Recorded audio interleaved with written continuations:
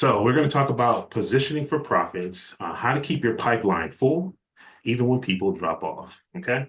So that's going to be the topic. And just so you know, this subject is coming from my first 100K program. The first 100K program is a three-phase program that I developed that I work with clients through. And I take them through three phases. First phase is to discover what their greatness is. Second phase is to build their platform for their greatness. And the last phase is to sell their greatness. So what I'm presenting with you today comes from phase three. And this is be one of those things that people get when they're working with me in that program. 80% of businesses say that finding new leads is their number one struggle. Okay. So I don't want you to feel like this is an isolated problem that only you are going through. This is just part of being in business. If you're going to be in business, you're going to have customers who come and go. You're going to have customers who may or may not have a good experience. You may have people for their own reasons who decide not to continue with you.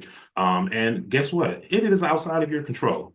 Great practice to try to talk to them, have conversation, and figure out, was there anything I can do better? Is there something that you were looking for that you didn't get? Have those conversations. It's not always about you. It's what I want you to hold on to. Oftentimes we think it's about us, and then we go down this whole negative sliding slope and spend so much time there where guess what? The next person who's waiting to hear from you can't hear from you because you're soaking in your tears about the last person who left.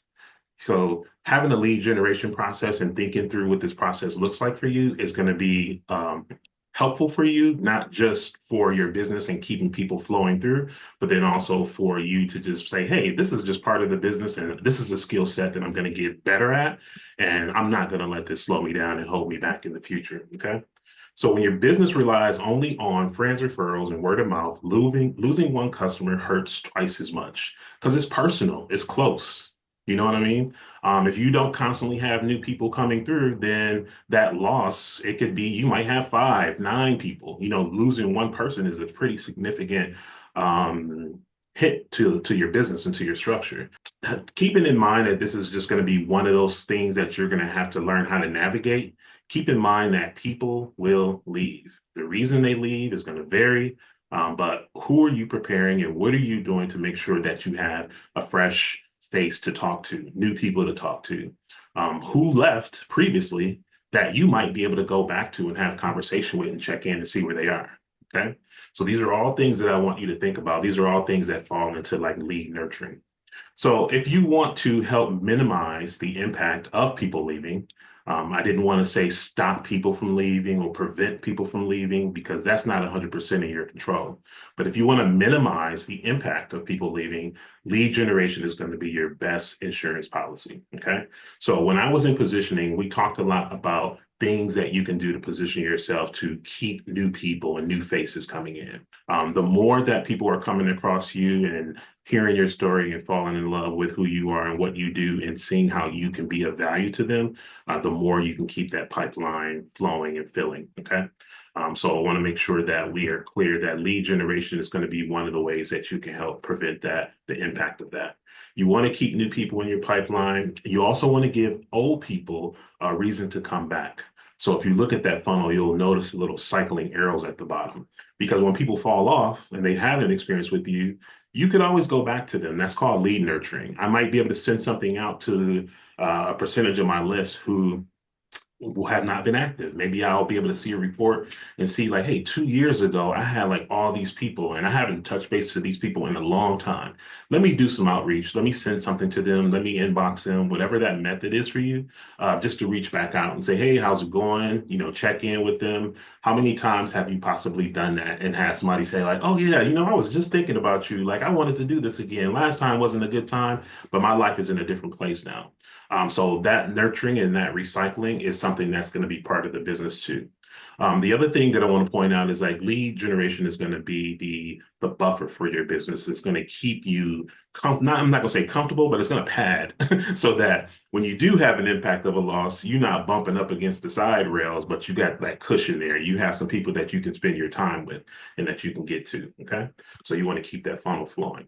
So I already kind of highlighted that the real problem is that you need a lead generation strategy. The problem is not that people are leaving. People are leaving for a variety of reasons. Some you can do something about, some you absolutely can't. But the real problem is that you just need to have a lead generation strategy in place that's going to keep you continually bringing people in. But you're not talking to fresh faces. You're solely relying on word of mouth only because you only know so many people. And so many people who you know are going to advocate for you and be putting you out there in front of the people that they know. So what do you need to do beyond that? All right, Carmen. Okay, so guys, so everything, this is where it really clicks for us, right? Now we know that when we're positioning, we got to be very clear minded about our why, right? The purpose Right. and the why, because that's going to determine how we show up on social media, whatever system that we have. We are still doing old school network marketing. We got to have systems of automation.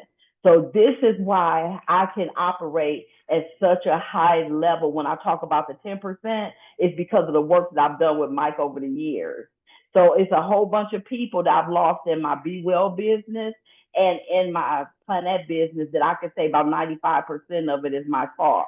But I can make a decision to wallow in that, stay stuck in that, or I can correct and make the necessary adjustments. What are we putting out there so that people can even want to click on our link? Do we have a Calendly link? What do we have that can make somebody say, yes, the economy's about to get crazy.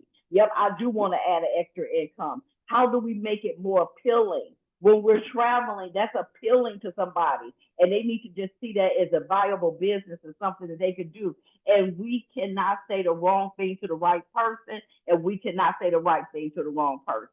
That's just it. But the more we can get our social media and our conversations directed to those target audiences, is the better. So I want you guys to see the system that I'm working on. We're going to do Okay. it quick because I know we only have a couple minutes here. Okay, thank you. I want everybody to think back to when you signed up for 4040. What initiated it? The initiation was either somebody told you, Carmen inboxed you, you did it before. You saw information that 4040 was coming up and you decided, I want to be part of the next 4040. That was the initial thing. That's your content. So replace that with your content, with your messaging and who you're talking to. Next thing you did, we included a place for you to go to say, yes, I'm interested. Okay. So when you go to Carmen's and you sign up for 4040, right now we have the wait list for the 5.0. When Carmen's talking about 4040 and why people should be involved and they say, yes, I want to know more, they're going to go through and they're going to fill out this form. And this is really where our automation and our capture starts. So that form gets filled out. Replace this form with a couple things. It could be a survey. It could be a form. It could be a simple thing that's just saying your name and your email. And what are you interested in, traveling or making money? It could be something that simple, okay? When you have the right system in place and that stuff gets captured, so right here inside the system that we built for Carmen, we have the registration form being the trigger. Once somebody fills that out, we have this series of automations that is going to happen. So it's going to create a contact and put this person inside Carmen's database. It's going to add a tag to them. So anytime we want to market to 4040 people, we can. It's going to give you access to the 4040 group. It's going to send you that welcome email that all of you've gotten. It's going to create an updating opportunity, which is going to put people in their pipeline. So I just want to show you real quick, 63, I think it is. All the data and all those forms have been captured and stored. Part number one about lead generation and lead nurturing is everybody who signed up for 4040 is captured. Carmen has a dashboard that she can come into and she will be able to see, okay, how many leads have I gotten in this set time period? What is the opportunity value, the profitability in that person, where people are in different stages of the funnel. Right now, I don't have it active, but I just want to show you that pipeline.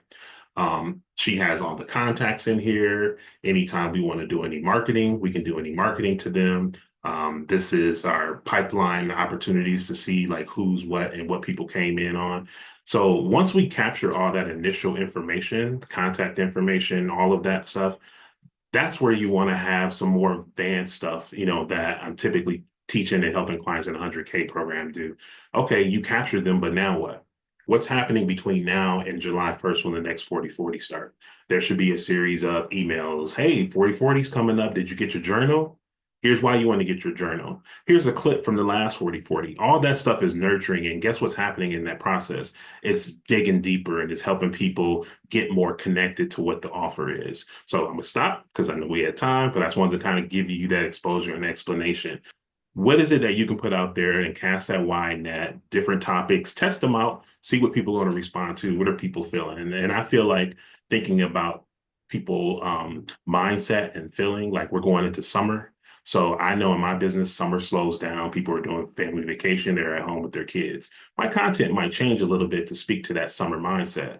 But every year for the past 15 years, I've seen fall, September get crazy. But I'm already planning my fall campaigns. Because when they get off those vacations and they're starting to come back and ready to get back to business, I'm going to be nurturing them all throughout this summer and preparing for that time. So, Carmen, I'm going to close it over to you before we close out.